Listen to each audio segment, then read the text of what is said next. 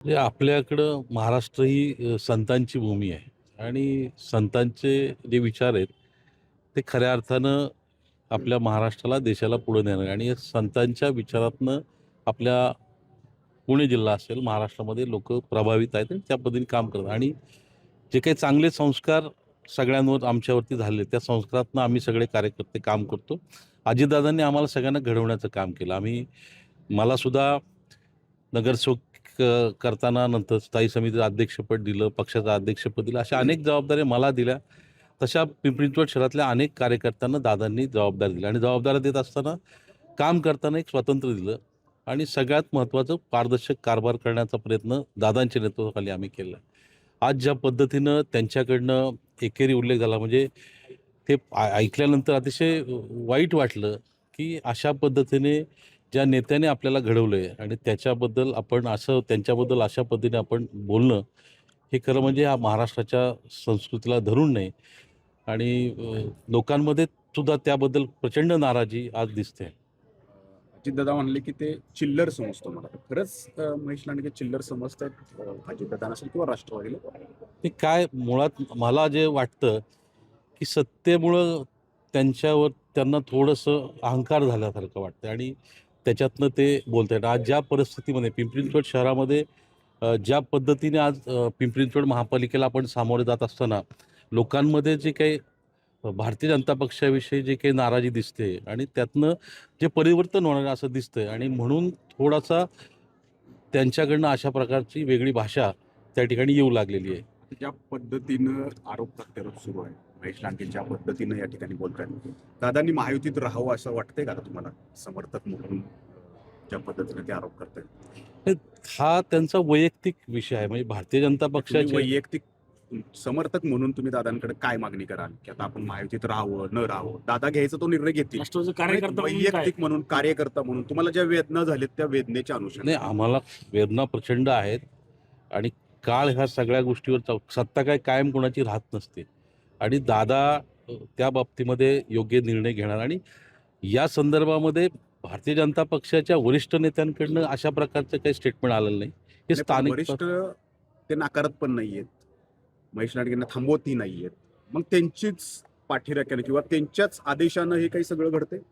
नाही, आता महापालिकेच्या निवडणुका आहेत. निवडणुकीला सामोरं जात असताना दादांनी जे काही भ्रष्टाचाराचे विषय पुढे आणलेत, म्हणजे खरं म्हणजे त्यांच्याकडनं त्या विषयावरती बोललं गेलं पाहिजे. ते त्या विषयावर बोलत नाहीत.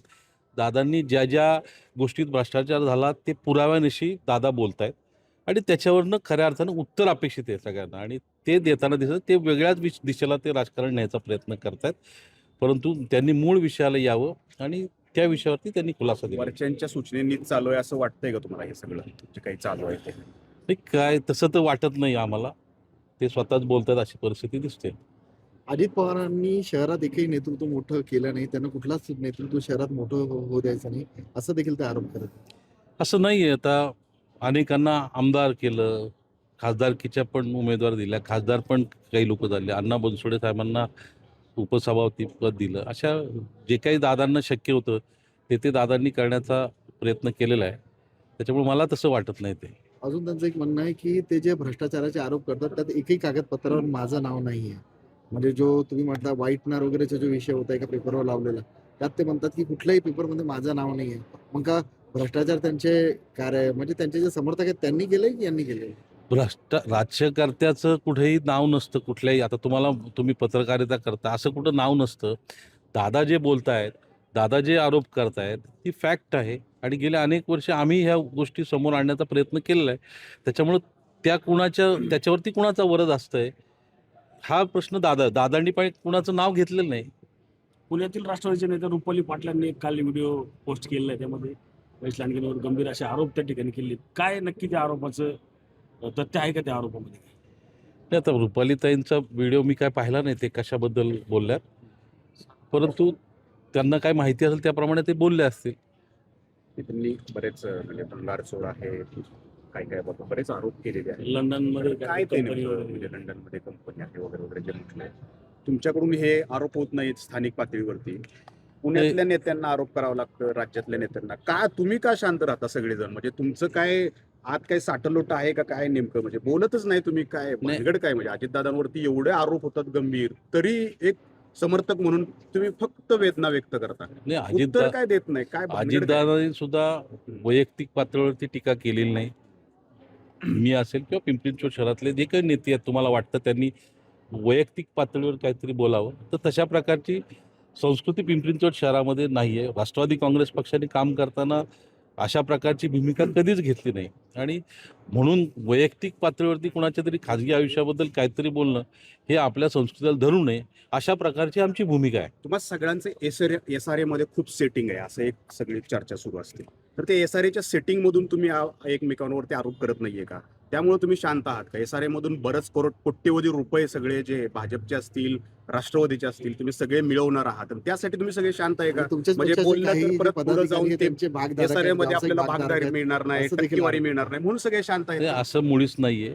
व्यवसाय इथं राजकारण करत असताना इथले जे लोक आहेत, आता मी सुद्धा, माझा सुद्धा कन्स्ट्रक्शनचा व्यवसाय माझ्या वडिलांनी सुरू केलेला व्यवसाय आहे, आणि अनेक वर्ष राजकारणापूर्वी या व्यवसायात आम्ही सगळे आहोत. तो व्यवसाय पुढे टिकून राहावा म्हणून शांतता आहे. नाही नाही नाही, असं मुळीच नाहीये. आम्ही काय 2 नंबरचा कुठला धंदा करत नाही. आमचे सगळे व्यवसाय 1 नंबरचे. तिथं कुठेही आम्ही चुकीचं काम करत नाही आणि चुकीचं करणार नाही. त्यामुळे आम्हाला त्या बाबतीत ते काही आमच्या मनामध्ये शंका नाही. हे अजित पवार ज्या पद्धतीने म्हणतात की महेश लांडगेंची दहशत आहे, त्या दहशती खातीर राष्ट्रवादी स्थानिक नेते बोलत नाही, कारण की 3-4 दिवस झाले आरोप प्रत्यारोप सुरू आहेत, मात्र स्थानिक नेता कुठला बोलत नाही. म्हणजे ती खरंच महेश लांडगेंची दहशत तेवढी आहे का? बाहेरचे नेते म्हणजे बाहेरचे पदाधिकारी उत्तर देतात, शहरातले पदाधिकारी उत्तर देतात. दहशत असल्यामुळे नाही, बहुतेक असं तुम्ही मला एक सांगा, आता तुम्ही इथल्या शहरातल्या सगळ्या नेत्यांना ओळखता, ह्यातला कुठला नेता असा आहे की अशा प्रकारचं तो स्टेटमेंट करतो? आता या ठिकाणी लांडे साहेब आहेत, त्यांना कधी तुम्ही असं काही वेडवाकडं बोलताना ऐकले का? योगेश भाईंना कधी ऐकले का? नाना गाठ्यांना कधी ऐकलं का? किंवा अण्णा बनसोडे? इथली ती संस्कृतीच नाही. तुम्ही भाऊसाहेब बोईर असतील, श्रीरंगाप्पा बारणे, पिंपरी चिंचवड शहरामध्ये अशा पद्धतीने कुणी बोलत नाही, बोललेलं नाही. त्याच्यामुळं तुम्हाला जे अपेक्षित आहे तसं उत्तर नेत्यांकडनं येत नाही, परंतु जनतेला हे सगळं माहिती आहे की नेमकं काय चाललेलं आहे. फक्त ते मतदानातनं तुम्हाला तुमच्या परिवर्तन. नेत्यांना एवढी एकेरी भाषा वापरली जाते तरी तुमचं पित्त उसळत नाही. 100% आम्हाला वाईट वाटलं. तुम्ही यायच्या आधी मी यांना तेच स्टेटमेंट केलं. आम्हाला प्रचंड वाईट वाटलं, आणि अशा पद्धतीने ज्या नेत्याने आपल्याला घडवलंय त्या नेत्याबद्दल असं बोलणं हे बिलकुलही कुणाला मान्य झालं नाही. आज प्रभागात, मतदारसंघामध्ये आम्ही जेव्हा फिरतोय, पिंपरी चिंचवड शहरात फिरतो, तेव्हा लोकांमध्ये याबद्दलची नाराजी व्यक्त होती. लांडगेंना काय सल्ला देताल? काय सल्ला तुमचा असणार आहे? त्यांनी अशा पद्धतीने स्टेटमेंट करू नये. ज्या नेत्याने आपल्यासाठी काहीतरी केलेलं आहे, आपल्याला मोठं करण्यामध्ये ज्या नेत्याचं योगदान आहे, त्याची जाणीव आपण सगळ्यांनी ठेवली पाहिजे. अजितदादांनी शहरासाठी खूप काही केलं असं सांगितलं जातं, परंतु तरी देखील आमदार भाजपचे ते म्हणतात की बाहेरून येऊन त्यांनी आम्हाला इथं शिकू नये, लंगोट बांधायला शिकू नये. तुम्हाला सगळ्यांना कल्पना आहे की 2017 पर्यंत आम्ही सगळे त्यांच्या सकट, आम्ही सगळे अजितदादांच्या नेतृत्वाखालीच या शहरामध्ये काम करत आलेलो आहोत. दादांनीच आम्हाला शून्यातनं इथपर्यंत आणलेलं आहे.